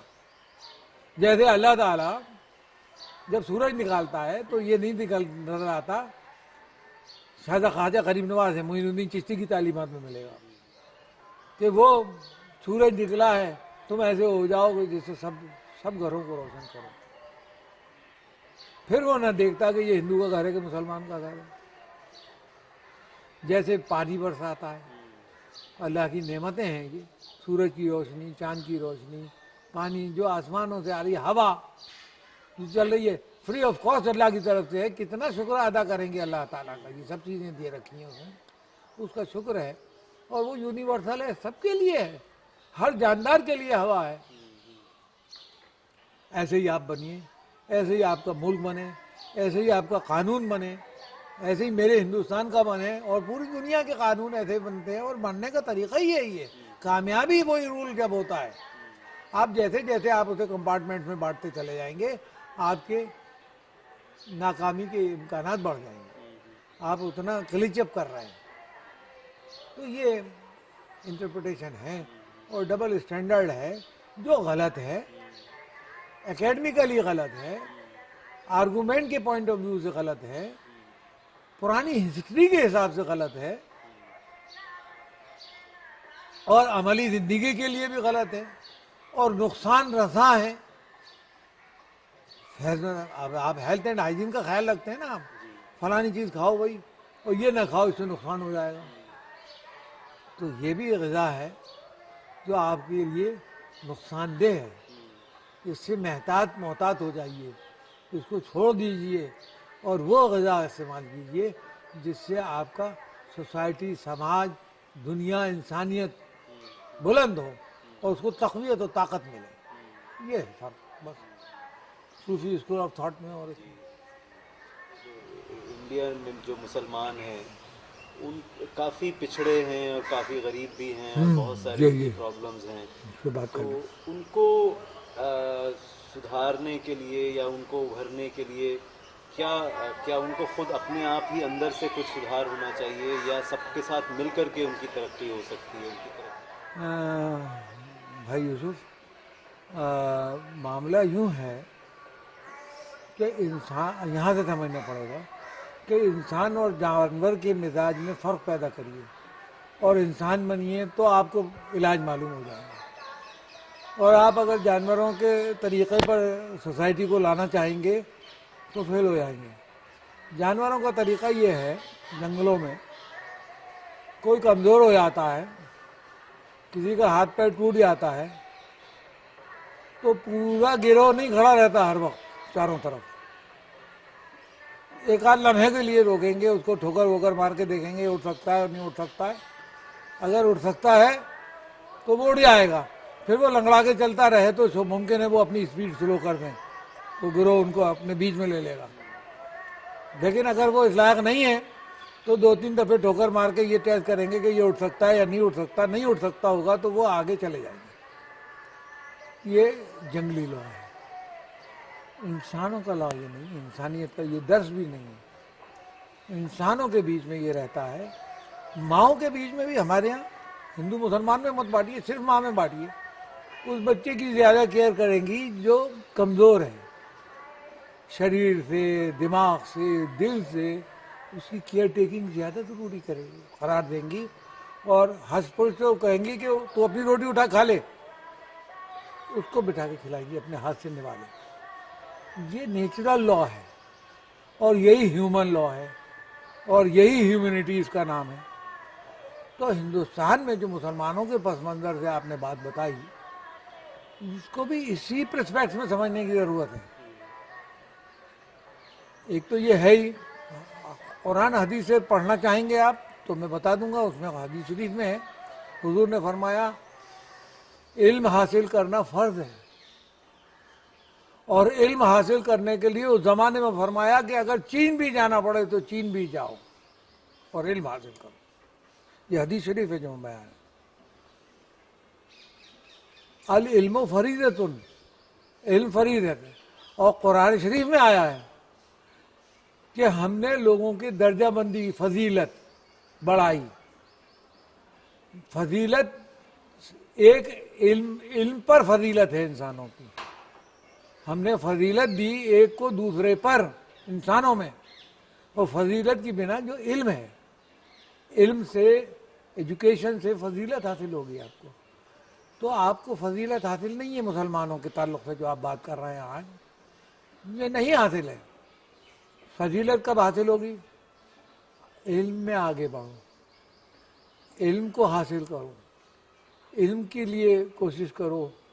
آج بھی جو پڑھے لکھے لوگ ہیں وہ اپنی بلڈنگ اور مکان نہیں بناتے، اپنے بچوں کی تعلیم پہ اتنا خرچ کر دیتے ہیں، اگر وہ نہ کرتے ہوئے ان کو ویسے ہی چھوڑ دیں اور بلڈنگیں بنا لیں تو کئی بلڈنگیں بن جائیں پڑھے لکھے لوگوں کے گھروں میں، لیکن وہ اس کو فوقیت نہیں دیتے، اپنے بچوں کی تعلیم کو فوقیت دیتے ہیں، اپنے پیٹ پہ پتھر باندھ لیتے ہیں، اپنی ضرورتوں کو پیچھے کر دیتے ہیں، اور بچوں کی تعلیم اور تربیت کے اوپر خرچ کر رہے ہیں۔ تو اب علم حاصل کرنا بڑا مہنگا ہوتا جا رہا ہے۔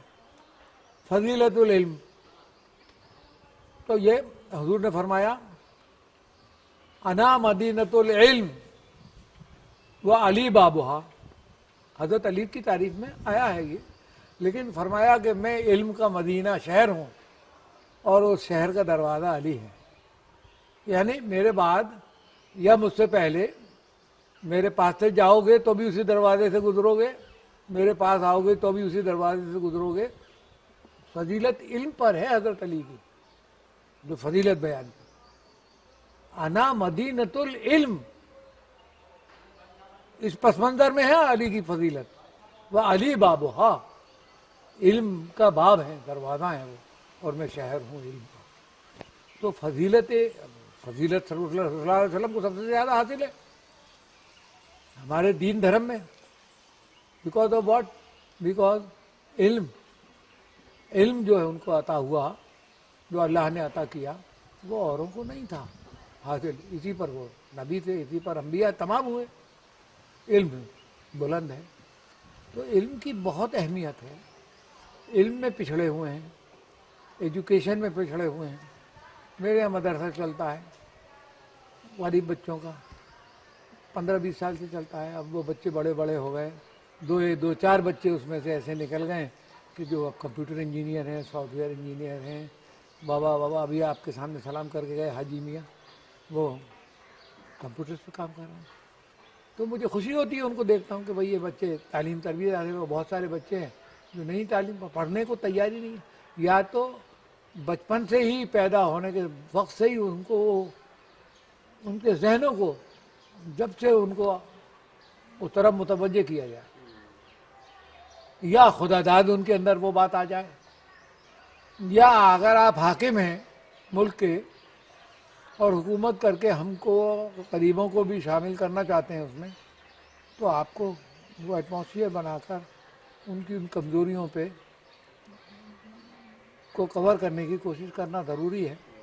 वरना वही जंगली लॉ है कि 2 दफ़े 3 दफ़े ठोकर मारी, अगर उठ के खड़ा हो गया तो आपके साथ आपके गिरोह में शामिल है वो, वरना वो पड़ा रहे जिस हालत में भी है पड़ा रहने दीजिए, ख्याली मत कीजिए, तवज्जो ही मत कीजिए। तो ये हुकूमतों को भी ज़रूरत है, सोसाइटी को भी ज़रूरत है, समाज को भी ज़रूरत है। और मैंने आपको तसव्वुफ़ पर, रूहानियत पर जब लेक्चर दिया, आप इससे पहली दफ़े सिटिंग में जब मैं बैठा था, तो मैंने अर्ज़ किया था कि कमज़ोर जो है और मुफलिस क़ल्लास जो है वो सबसे बड़ा आदमी है रूहानियत में। तो उस बड़े आदमी के लिए आपको कोशिश करनी पड़ेगी, खुद सेक्रीफाइस करना पड़ेगा, अपनी रोटी उसे देनी पड़ेगी। उसका एक शेर सुन लीजिए, दिल, उसका दिल रखना पड़ेगा जब वो आपके साथ जुड़ेगा।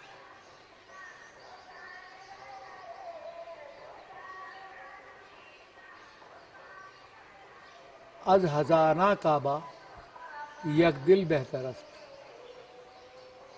दिल बदस्तावर के हज्जी अकबरस्त। एक दिल को मत तोड़ो, दिल को बाकी रखो, उसके दिल को समझो, वो दिल की हिफाजत करो। हजारों काबे से ज़्यादा बेहतर है वो एक इंसान का दिल। और दिल बदस्तावर के हज्जी अकबरस्त, किसी का दिल न टूटे उसका भरम रख लो तो हज्जी अकबर से बेहतर है। तो ये दिल है। अब मैं एक बात आता हूँ ह्यूमन साइंसेज पे, मुल्कों की कौमों के डेवलपमेंट के ऊपर एक बात करना चाहता हूँ आपसे अपने सूफी एंगल से। लोग कहते हैं कि हमारे देश की तरक्की हो रही है, और देश की तरक्की के लिए क्या गिनाते हैं, इतने पुल बन गए, इतनी सड़कें बन गई, इतनी टेक्नोलॉजी आ गई, इतने जहाज़ बन गए, इतने 5 स्टार बन गए, इतनी बिल्डिंगें बन गई, इतने शहर आबाद हो गए। ये हमारा अचीवमेंट है। अचीवमेंट किसके लिए है? पॉइंट ये है यहाँ पर हिंदुस्तान के बाशिंदों के लिए, अगर उसका मेंटल लेवल बढ़ा नहीं है तो उसको बढ़ाना पड़ेगा। यही रूहानियत का सब्जेक्ट है, यही तसव्वुफ़ का सब्जेक्ट है कि वहाँ तक जाना पड़ेगा आपको, और उसका वहाँ पर इलाज करना पड़ेगा। जो परेशानियाँ हैं उनको दूर करना पड़ेंगी आपको। तो यहाँ पर इंसानों से रिलेटेड है। पॉलिटिकल साइंस जो है वो इंसानों से रिलेटेड है। अगर इंसान के दिल दिमाग का डेवलपमेंट हो गया तो मैं मुल्क का डेवलपमेंट मानूंगा। फिजिकल चीज़ों का डेवलपमेंट जो हो रहा है बतौर रूहानी आदमी, तो मैं नहीं मानूंगा कि मेरा मुल्क में कोई तरक्की की है। मैं आपको एक मिसाल देना चाहता हूँ, और अक्सर मैं कहता भी हूँ लोगों से, पूरी वर्ल्ड के लेवल पे एक बात कहता हूँ। दुनिया में 2 कौमें पर नज़र डालता हूँ, एक जर्मन, दूसरे जापानी। सेकेंड वर्ल्ड वार में आपको तोड़ दिया मुल्क को, जर्मनी के 2 हिस्से कर दिए। एक ईस्ट चला गया रशिया में, एक वेस्ट चला गया यूरोप में, और कहा कि 2 अलग अलग मुल्क हैं। लेकिन क्या वो बाशिंदे हैं और क्या वो कौम है कि उन्होंने कहा आपने बांट दिया, हम नहीं बांटने को तैयार हैं। ایک دیوار بنا دی آپ نے وال آف برلن بیچ میں، برلن کا ادھر سے ادھر نہیں جائیں گے، ادھر ادھر نہیں آئیں گے. جیسے آپ آج کی تعلق میں ہندوستان پاکستان کا فساد ہے یا اور بنگلہ دیش ہے جو آس پاس کے پڑوسی ہیں، ایسے لائن کھینچ دی. دونوں حصوں کے ملکوں کے لوگوں نے، باشندوں نے وال آف برننگ کو تسلیم نہیں کیا. جنریشنز گزر گئیں یہاں تک کہ اسے توڑ دیا باشندوں نے، اور توڑ کے اس کی اینٹیں گفٹوں میں ایک دوسرے کو بھیج دی. آج کسی جرمن کے گھر میں جائیے آپ، وہ امریکہ میں بھی رہ رہا ہوگا، تو اس کے ہاں ٹیبل پہ وہ ایک دیوار کی ایک اینٹ ضرور رکھی ہوگی، وہ یادگار کے طور پہ کہ ہمارے بیچ میں جو دیوار نفرت اور حقارت کی پیدا کرنے کی کوشش کی تھی ہم نے توڑ دی، اور یہ اس کا مانومنٹ ہے. ہم مل گئے آپس میں ایک دوسرے، ہم کو کوئی جدا نہیں کرے گا. وہ قوم آج کی اسٹڈی یہ ہے اعداد و شمار کے اعتبار پہ پوری ورلڈ کے، صرف جرمنی ڈیولپمنٹ یا پروڈکشن کے اوپر بات کریں تو 30% of the whole world, east اور ویسٹ جرمنی جو اب یونائٹ ہو گئے، 30% پروڈکشن کر رہے ہیں. پوری دنیا ہل رہی ہے. وہ قوم پھر وہ پہلے بھی جرمن تھے، آج بھی جرمن ہے. آپ نے جاپان کے اوپر، ہیروشیما اور ناگاساکی کے اوپر بمبارڈمنٹ کر کے اس کو قوم کو توڑنے کی کوشش کی کہ یہ ختم ہو جائے، مگر ان کے اندر وہ خوبو ہے کہ اس کے بعد بھی وہ آج اکنامی میں رول کر رہے ہیں ہر بہت ساری چیزوں پہ، ہم سے بہت آگے ہیں. تو یہ چیزیں سیکھنے کی ہیں، قوموں کو سمجھنے کی ہے، براڈ مائنڈیڈ ہونے کی ضرورت ہے. چاہے وہ سیاست ہو، پولیٹیکل سائنس کے سبجیکٹ ہے، انسانوں سے ریلیٹڈ ہے، تو انسانوں کے اندر سے وہ خوبو پیدا کرے، اور تاکہ وہ ان کے اندر سے وہ جو غلط پروپیگنڈاز ہیں، غلط باتیں ہیں، وہ سب ان کے اندر سے نکلے، اور وہ اتفاق اور اتحاد کے ساتھ ایک ساتھ ملیں، اور ایک دوسرے کو اپنا سچا بھائی اور اپنی قوم کا فرد سمجھیں. بانٹے نہیں آپ. میں نے آپ سے عرض کیا تھا تھوڑی دیر پہلے کہ جیسے جیسے آپ بانٹتے جائیں گے تب قوم ہو، ویسے ویسے بڑھتا جائے گا اور کمزور ہوتا جائے گا. جیسے جیسے آپ ملاتے جائیں گے طاقت بڑھتی جائے گی اور آپ کو قوت بڑھ جائے گی. یہ انسان کی انڈیویجولی بھی ہے، گھر کے اندر کا بھی ارینجمنٹ ہے، گھر کے باہر کا بھی ہے. ایک تصوف میں کہیں میں نے پڑھا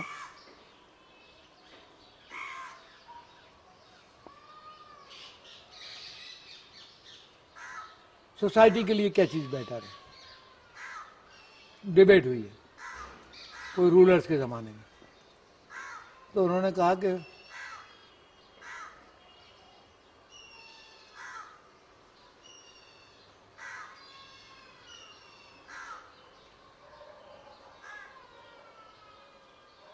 وہ مجھے لفظ نہیں یاد آ رہا جو میں نے پڑھا ہے، لیکن معنی اس کے یہ ہے کہ فرد واحد کے لیے جو چیز بہتر ہے وہ پورے معاشرے کے لیے بہتر ہے. یہ کہہ رہے ہیں وہاں پر. یہ نتیجہ نکلا. ایک آدمی کے لیے جو چیز بہتر ہے وہی پوری سوسائٹی کے لیے بہتر ہے. پوری سوسائٹی کے لیے کوئی چیز الگ ہو وہ بہتر قرار دے دی جائے، اور فرد واحد کے لیے وہ چیز بہتر نہ ہو تو وہ چیز بہتر نہیں ہے. یہ ہے. تو یہاں سے سوچنا پڑے گا، اور یہاں پر انسانوں کو اور ان کی تھنکنگ کو، ان کے دل دماغ کو امپروو کرنا پڑے گا، یہاں تک کہ وہ جاپان اور جرمنی سے بھی بلند ہو جائے.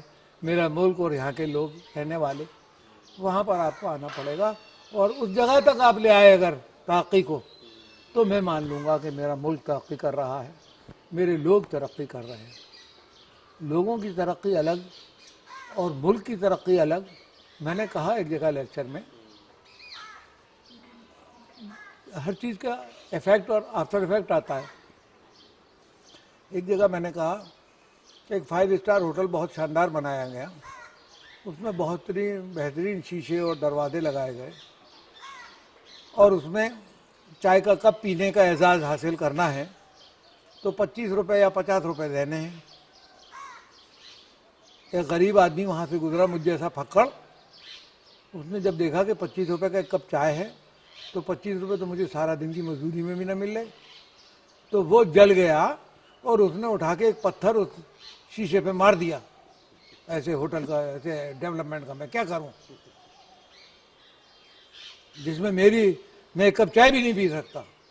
یہ سائیڈ افیکٹ آتا ہے اس کا، ایسے ڈیولپمنٹ کا، فزیکل چیزوں کے ڈیولپمنٹ کا یہ سائیڈ افیکٹ آتا ہے انسان واحد پر کہ وہ اس سے ناخوش ہوتا ہے اور وہ مجبوری کا احساس کرتا ہے اپنے. تو یہ جو ہے یہ ایسا ڈیولپمنٹ بالکل قطعی غلط ہے، تصوف کے مزاج کے خلاف ہے، انڈیویجول کے ملک کے مزاج کے خلاف ہے اور وہ فائدہ مند نہیں ہے.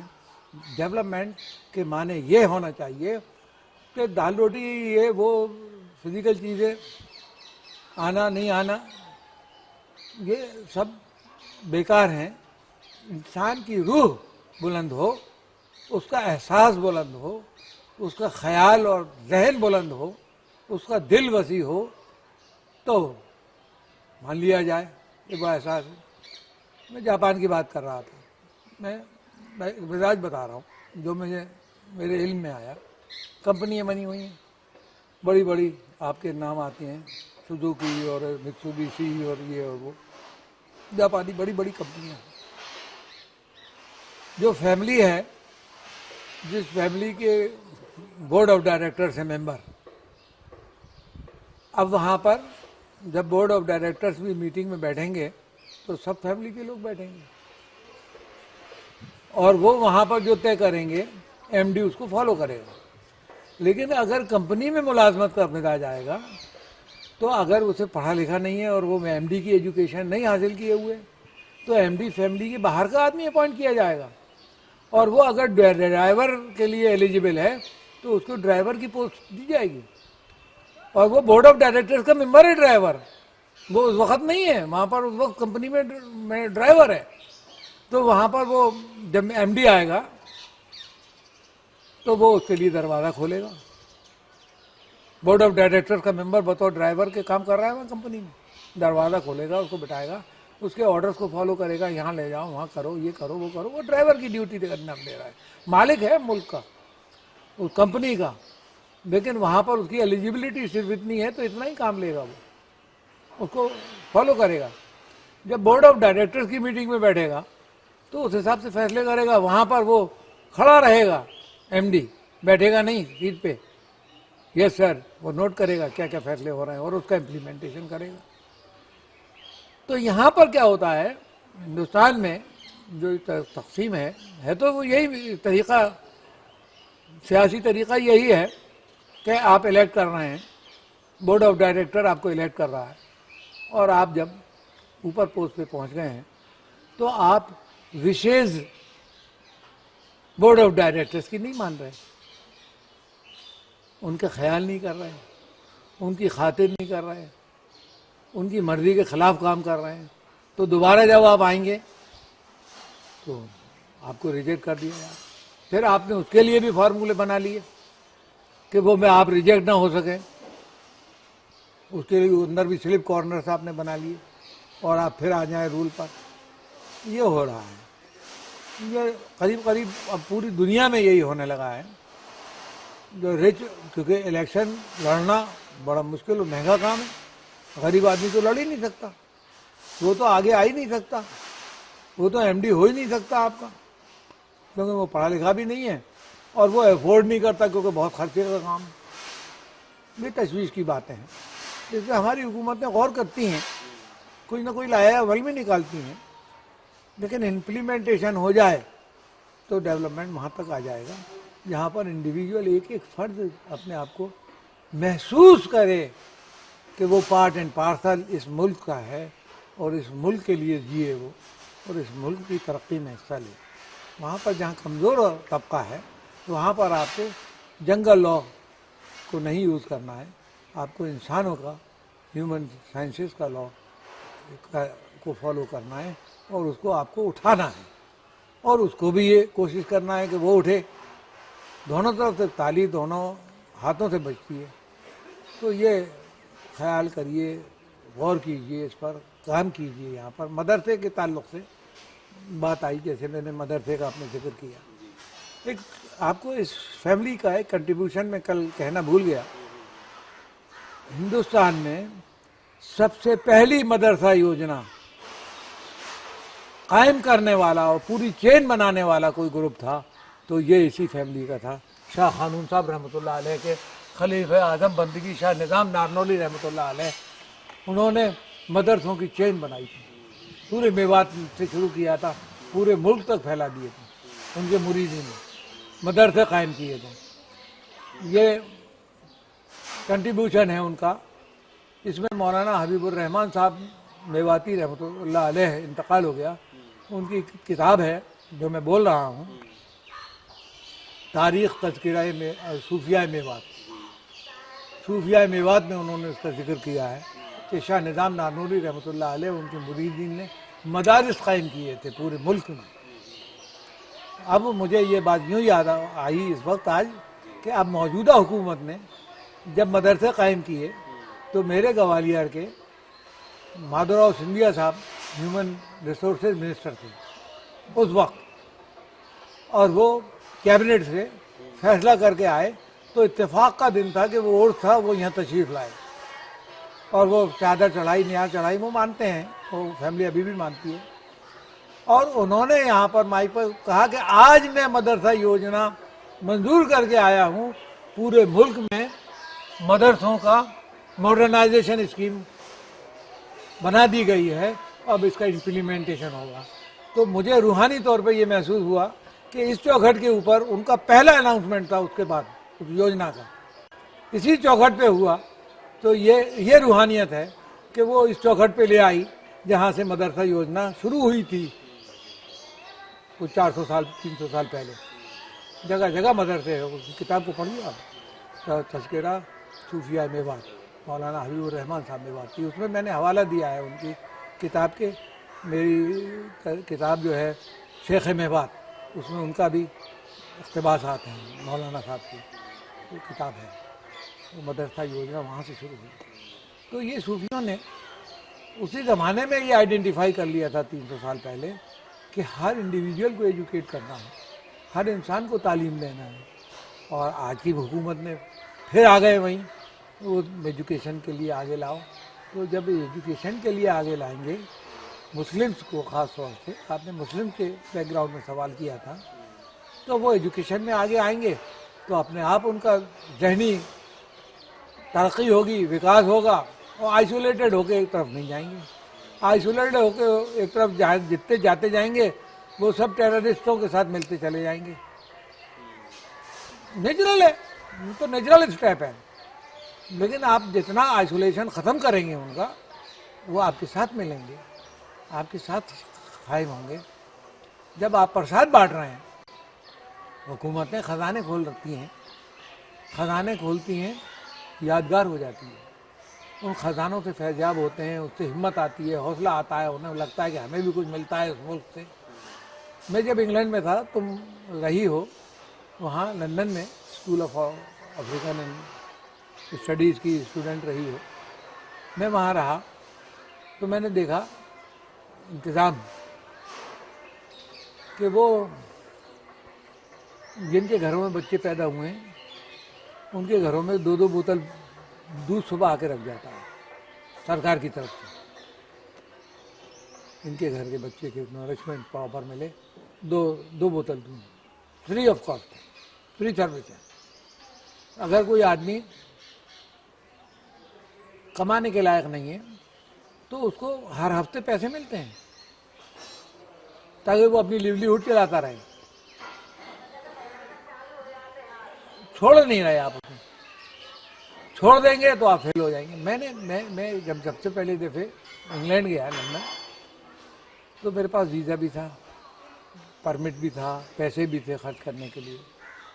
वहाँ पर जो इमिग्रेशन ऑफिसर एयरपोर्ट पे बात करता है, वो आपका वीज़ा एम्बेसी से मंजूर है, उसके बाद भी वो अगर आपसे कोई सवाल करता है और आपको उसको सेटिस्फाई करते हैं तो वो आपको एंट्री अलाउ करेगा, और वरना वो रिजेक्ट कर सकता है। वीज़ा एम्बेसी का दिया हुआ अभी वीज़ा मेरे ज़माने में ये था, क्या है आज की तारीख में, वो रिजेक्ट कर सकता है।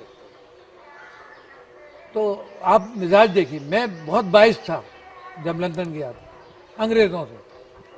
یہ وہ قوم ہے جنہوں نے ہم کو غلامی سکھائی، ہمیں غلام رکھا ہے، یہ ہے. میرے پاس ویزا تھا، میں کسی کام سے گیا تھا، اپنا ایجوکیشن بھی میرا مقصد تھا. لیکن اس پہلی وزٹ جب میری وہاں ہوئی تھی اس کا میں واقعہ بیان کرتا ہوں. وہ تھی میری بزنس ٹرپ، اور میں ایک ایسی کمپنی کو ریپرزینٹ کر رہا تھا جو فوڈ اینڈ اسپائسز سپلائی کرتی تھی. اس کا بلینکٹ پرمٹ بھی تھا مجھے فارن ایکسچینج کا، ریزرو بینک آف انڈیا کی. کوئی 1,00,000 روپے کا بلینکٹ پرمٹ تھا، کہیں بھی خرچ کر سکتا ہوں. ملک میں بڑی کمپنی تھی. تو اس نے مجھ سے پوچھا، ایک بڈھا سا تھا امیگریشن آفیسر، آپ یہاں لندن کتنے دن رہیں گے، کیا کریں گے، آپ کے پاس اخراجات ہیں کہ نہیں ہیں. تو میرے منہ سے یہ نکلا سب سے پہلے، بلینکٹ پرمٹ تو میں نے بعد میں بتایا، مجھے یہاں کچھ خرچ کرنے کی ضرورت ہی نہیں ہے. کیوں؟ میں نے کہا آپ کے لوگ جب آتے ہیں میرے یہاں امپورٹرس، تو میں ان کا اسپانسر کرتا ہوں رہنا کھانا. اب میں سپلائر ہوں، میں آیا ہوں تو وہ میرا اسپانسر کریں گے، اور میں ان سے زیادہ امپورٹنٹ آدمی ہوں کیونکہ میں فوڈ اسٹف سپلائی کر رہا ہوں انگلینڈ کو. آپ لینے والے ہیں، میں دینے والا ہوں، میرے خاطر خیال زیادہ کریں گے. کہا کہ وہ آئے ہوں گے. میں نے کہا ہاں فلانے آئے ہوں گے، آپ راؤنڈ کر کے پوچھ لیجئے. میں ذرا بالکل الٹی بات کر رہا ہوں ان سے، سبمسو نہیں ہوں، میں اگریسو ہوں. کہا کہ اچھا آپ کتنے دن رکیں گے یہاں؟ میں نے کہا میں زیادہ سے زیادہ 8 دن. تو اس نے کہا کہ 8 دن میں تو آپ لندن بھی نہیں گھوم سکیں گے. میں نے کہا لندن میں گھومنے کو کیا ہے؟ حالانکہ مجھے معلوم ہے کہ ٹریفلگر اسکوائر بھی ہے، آکسفورڈ اسٹریٹ بھی ہے، پیکیڈلی بھی ہے، اور بڑی اچھی جگہیں ہیں شہر میں، ہائیڈ پارک بھی ہے. اچھا ایٹماسفیئر بنا ہوا ہے، آپ جاؤ تو دل لگتا ہے، پریشانی دور ہو جاتی ہے. لیکن میں نے کہا کہ یہاں کوئی گھومنے کو نہیں ہے. میرا مقصد یہ تھا اس کو سمجھانے کا کہ میں جس ملک سے آیا ہوں وہاں پر کلچرل اور مونومنٹل ویلیوز زیادہ ہیں، وہی میں نہیں گھوم سکا ہوں پوری طریقے سے. یہاں کیا گھومنے کا ہے؟ باعث ہو گئے. تو اس نے کہا کہ ٹھیک ہے آپ 1 ویک کے لیے آئے ہیں، 1 ویک رہیے، لیکن یہاں رہنے کی جگہ ہے. اب وہ الٹی بات کر رہا ہے، وہ مجھے سمجھا رہا ہے رہنے کی جگہ ہے یا کچھ گھومنے پھرنے کی جگہ ہے، یہ ہے. میں نے کہا آپ مجھے 8 دن کے لیے پرمٹ کر دیجیے، 8 دن بعد میں چلا جاؤں گا، میں یہاں نہیں رہوں گا. کیوں جائیں گے؟ میں نے کہا مجھے اور جرمنی بھی جانا ہے، جاپان بھی جانا ہے، فلانا ہے، امریکہ USA تک جانا ہے. میرے پاس ٹکٹ بھی تھے. اس نے مجھے بٹھایا، کافی بنا کے لایا، خود میرے لا کے پریزنٹ کی کافی. مجھے اور غصہ اس لیے بڑھ گیا تھا وہاں کہ میں نے ہیتھرو پہ دیکھا کہ پنجابی ڈریس پہنے ہوئے، جھاڑویں لیے ہوئے عورتیں جھاڑویں لگا رہی ہیں. میں نے کہا یہ دکھانا چاہتے ہیں کہ ہم غلام تھے، ابھی بھی غلام ہیں، ابھی بھی ان کے ملک میں جھاڑو لگا رہے ہیں ان کے ایئرپورٹ پہ. اس لیے یہ کیا ہے.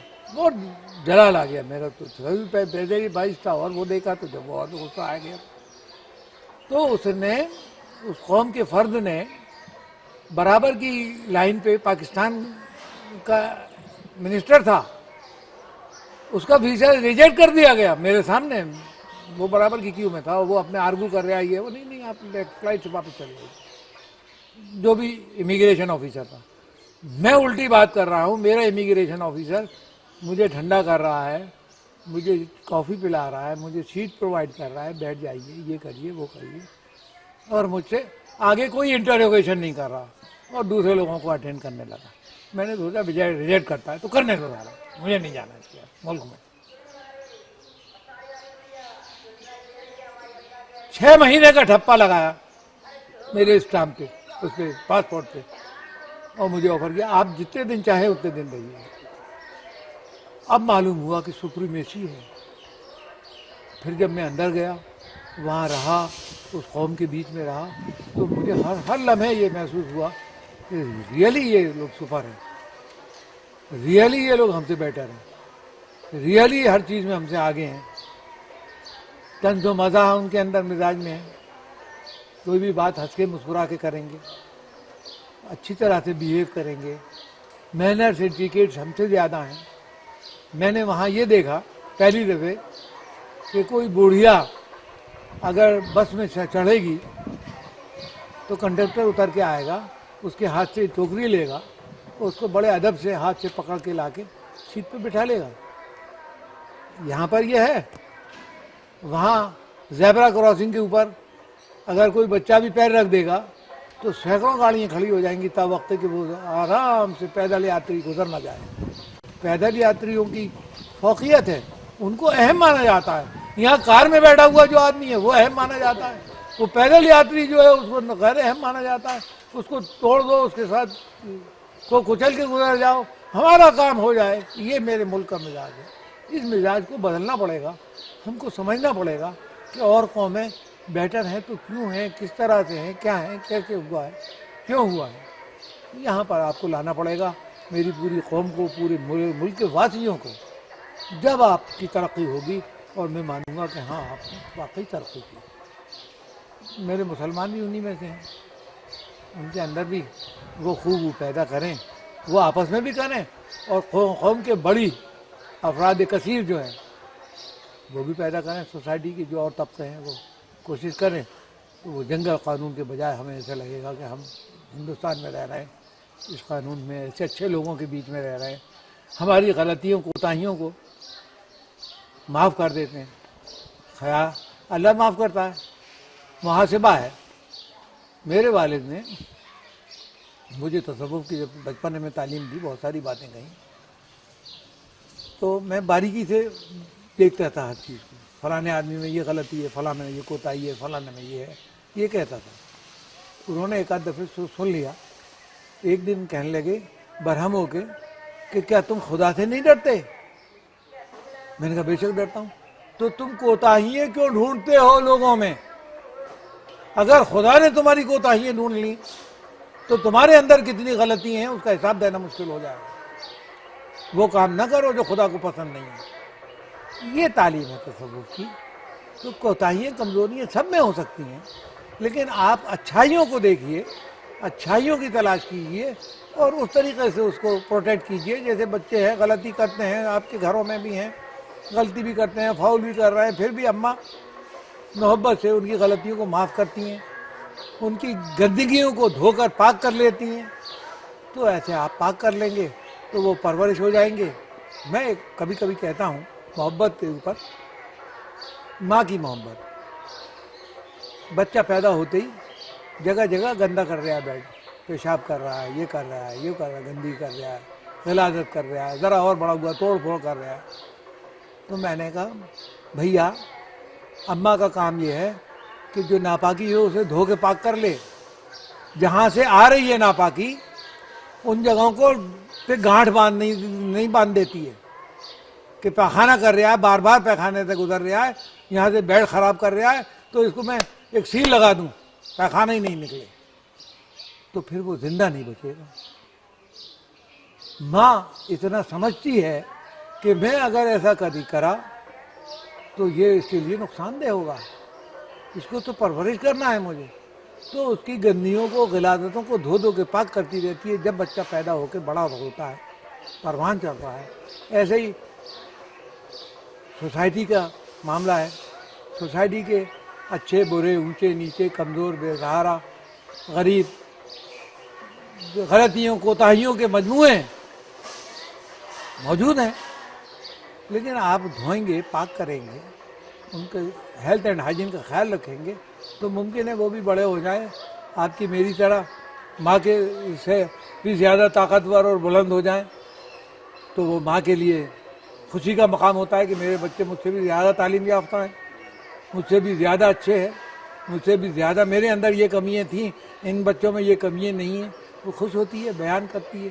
تو یہ مادر وطن میری ماں میرا ملک ہے، اور میری ماں جو ہے وہ مجھے انفرادی طور پہ اور اجتماعی طور پہ دھو کے پاک کرے گی اور اپنے ساتھ ملا لے گی اور ہیلتھ اینڈ ہائیجین کا خیال رکھے گی، تو میں بھی پرورش پا جاؤں گا، میں بھی آپ کی دوسروں کی طرح برابر ان سے اچھا کچھ کر پاؤں گا۔ یہ ہے فلاسفی، یہ تصوف کی فلاسفی ہے۔ میں مختصراً یہی عرض کرنا چاہتا ہوں۔